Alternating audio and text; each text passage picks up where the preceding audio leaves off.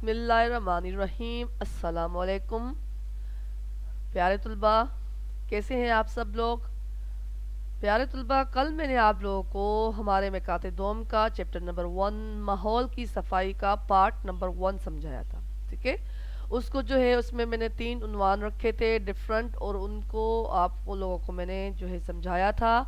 उसमें जो है माहौल की आलूदगी में कौन कौन सी चीज़ें शामिल हैं और उसके काइंड्स, माहौल को आलूदा करने वाली कौन कौन सी आलूदगियाँ जो है होती हैं, वो मैंने आपको समझाया था। जिसमें मैंने आपको पानी की आलूदगी, फ़िज़ाई आलूदगी समझाया था।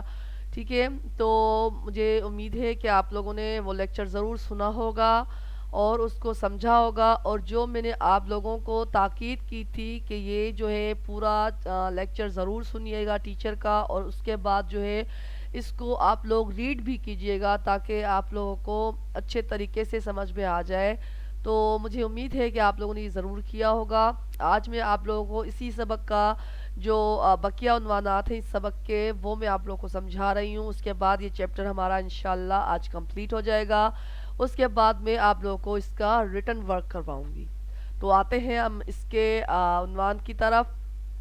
सबसे पहले जो आज की फहरिस्त में हमारे टॉपिक है, नंबर 1 है शोर की आलूदगी, नंबर 2 है माहौल की आलूदगी से बचने की तदाबीर। ठीक है, माहौल की सफाई के फ़ायदे, ये हमारे 3 टॉपिक हैं जो कि मैं आप लोग को 1 बाय 1 समझाऊंगी।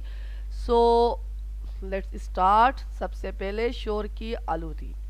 सबसे पहले बेटा आप लोग को मालूम होना चाहिए कि शोर की आलूदगी जो है क्या चीज़।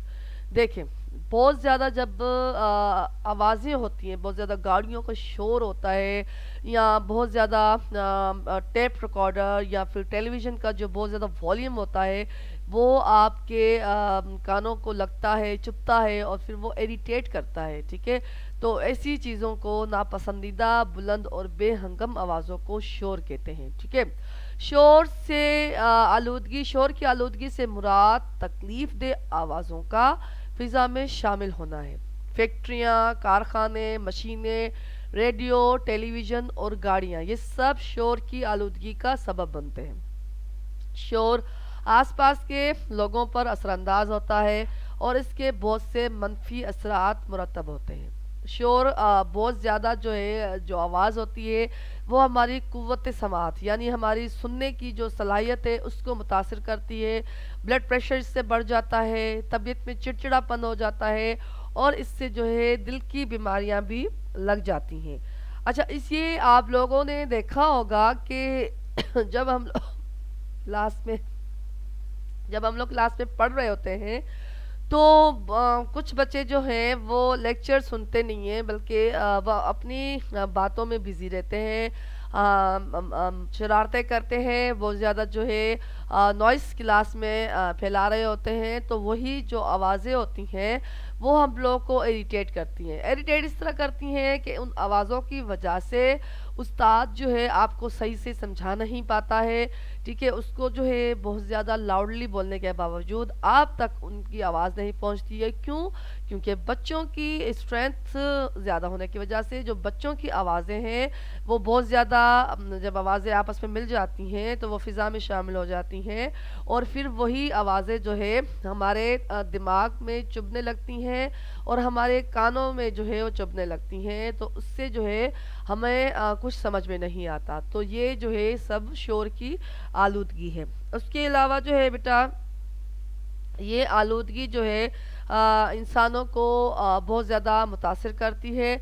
इसलिए जो है बेहतर है कि इन चीज़ों से जो है बचा जाए। उसके बाद आते हैं हम अपने नेक्स्ट उन्वान की जानिब, माहौल की आलूदगी से बचने की तदाबीर। ठीक है बेटा, अब जैसे मैंने आप लोगों को फ़िज़ाई आलूदगी के अवामिल बताए कि कौन सी चीज़ें जो है हमारी फ़िज़ा को आलूदा करती हैं। उसके बाद मैंने आपको पानी की आलूदगी का बताया कि कौन सी चीज़ें जो हैं हमारे पानी को आलूदा करती हैं, और फिर मैंने शोर की आलूदगी का बताया। अब ये सारी जो चीज़ें हैं, ये जो आलूदगी की इकसाम हैं, अगर इनसे थोड़ा सा एहतियात बरती जाए तो हम लोग जो है अपने माहौल को आलूदा होने से बचा सकते हैं।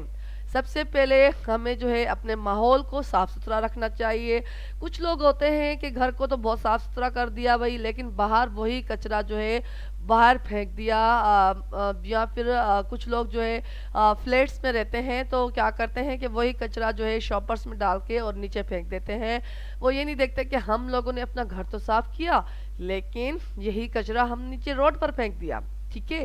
اور وہی جو کچرا ہم نے پھینکا، وہ جراثیم جو ہے ہوا میں شامل ہو کے دوبارہ ہمارے گھر تک آئیں گے، ٹھیک ہے؟ تو اس سے کیا ہوگا؟ بیماریاں پھیلیں گی۔ تو جو ہے سب سے پہلے ہمیں اپنا گھر، اپنا گلیاں، اپنا محلہ، یہ سب جو ہے ان کو صاف ستھرا رکھنا چاہیے، وہاں پر گندگی کے ڈھیر نہ لگنے دیں۔ پانی کی نکاسی کے نظام کو بہتر بنائیں تاکہ تعفن اور جراثیم پیدا نہ ہوں۔ آپ لوگوں نے دیکھا ہوگا بعض اوقات، بلکہ اکثر جو بارش ہوتی ہے تو بارشوں کا پانی جگہ جگہ جمع ہو جاتا ہے، اور اس میں جو ہے گٹر کا پانی بھی مل جاتا ہے، اور وہ جو پانی جمع ہوتا ہے اس کو نکالنے کے لیے کئی دن بلکہ مہینے لگا دیے جاتے ہیں۔ اگر وہ پانی جو ہے کم ہوتا ہے پھر تو وہ قدرتی طور پر خود ہی سوکھ جاتا ہے، ڈرائی ہو جاتا ہے، لیکن جب وہ پانی زیادہ ہوتا ہے تو کئی دن تک وہ پانی رہتا ہے۔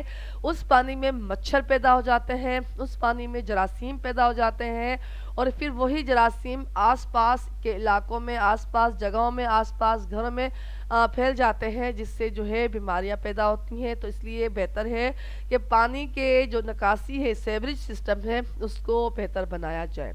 اپنے گھر کا جو کوڑا کرکٹ ہے وہ مخصوص مقامات پر پھینکے، جہاں جہاں ان کی جگہ بنائی گئی ہے وہاں پر پھینکے، یہاں وہاں پھینک کر جو ہے اپنے ماحول کو آلودہ نہ بنائیں۔ دھواں چھوڑنے والی گاڑیوں پر سب سے پہلے تو ہماری گورنمنٹ کو چاہیے کہ ان پر پابندی لگائے، ٹھیک ہے؟ اس کے بعد جو اس چیز کو نہیں مانتے ہیں، اگر وہ قانون کے خلاف جا رہے ہیں تو ان کے خلاف جو ہے کارروائی کی جائے۔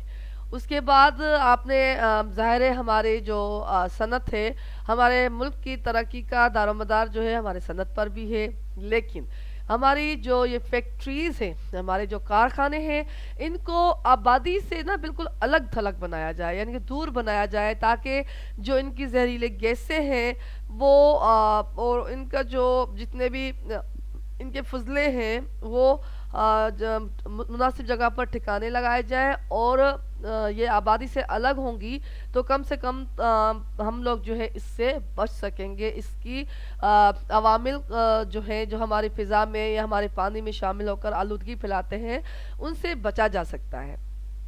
اس کے بعد ہے عوام میں ماحولیاتی آلودگی کا شعور پیدا کیا جائے، شجر کاری کی جائے، جگہ جگہ جو ہے پیڑ پودے لگائے جائے، کیونکہ یہ پیڑ پودے جو ہیں آلودگی کو اپنے اندر جذب کر لیتے ہیں اور ہماری ہوا کو جو ہے تر و تازہ رکھتے ہیں، اور پھر تر و تازہ رکھ کر جو ہے یہ ہم تک اس فضا کو پہنچاتے ہیں۔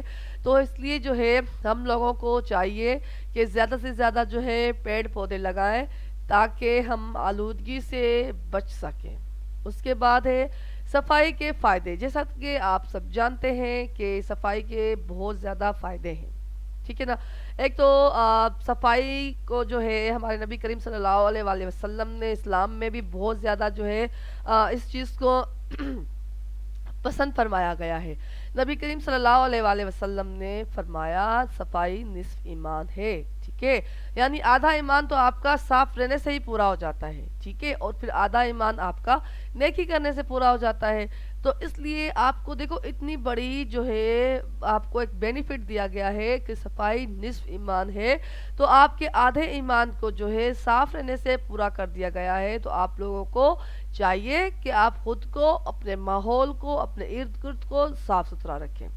اللہ پاک نے اسلام کی بنیاد صفائی پر رکھی ہے۔ اس کے بعد ہے کہ اگر انسان خود صاف ستھرا رہے گا اور اپنے آس پاس کے ماحول کو بھی صاف کرے گا تو اس کے بدن میں، اس کا بدن، اس کی سوچ جو ہے دونوں صحت مند ہو جائیں گے، اور جو ہے صحت مند، جب آپ کا جسم صحت مند ہوگا، آپ کی صحت اچھی ہوگی، آپ کی سوچ پوزیٹیو رہے گی، اور آپ کی سوچ پوزیٹیو رہے گی تو آپ لوگ جو ہے اچھے کام کر سکیں گے۔ साफ सुथरे इंसान को हर कोई पसंद करता है, जबकि गंदे शख्स से हर कोई दूर रहने की कोशिश करता है। इसलिए आप लोगों को चाहिए कि खुद को साफ सुथरा रखें, अपने नेल्स काटें, अपने बालों को साफ सुथरा रखें, और गलियों में जब आप खेलते हैं तो जो है गंदगी से दूर रहें। उसके बाद जो है खुद को आप साफ सुथरा, ना सिर्फ आप खुद को साफ सुथरा रखें बल्कि अपने गली को, अपने स्कूल को, अपने घर को, अपने आसपास को, सबको जो है साफ सुथरा रखेंगे तो आप लोग सेहतमंद रहेंगे, आप लोग की सेहत अच्छी रहेगी। आप लोग की सेहत अच्छी रहेगी तो आप लोग अच्छे काम करेंगे।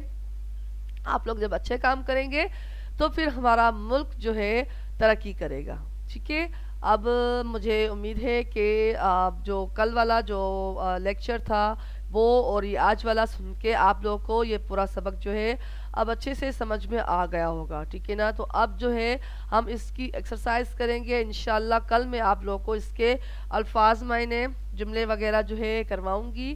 ठीक है। तो इस चैप्टर को अच्छी तरह पहले आप लोग सुन लीजिए। सुनने के बाद जो है आप लोग रीडिंग ज़रूर कीजिएगा। कई बच्चों की बेटा रीडिंग जो है कमज़ोर है, उनको उर्दू पढ़ना नहीं आती, तो आप जो है काइंडली अपना उर्दू पढ़िए, उर्दू में इंटरेस्ट पैदा कीजिए ताकि जो है आपकी उर्दू ज़बान जो हमारी कौमी ज़बान है उसमें जो है क्लियरिटी आए।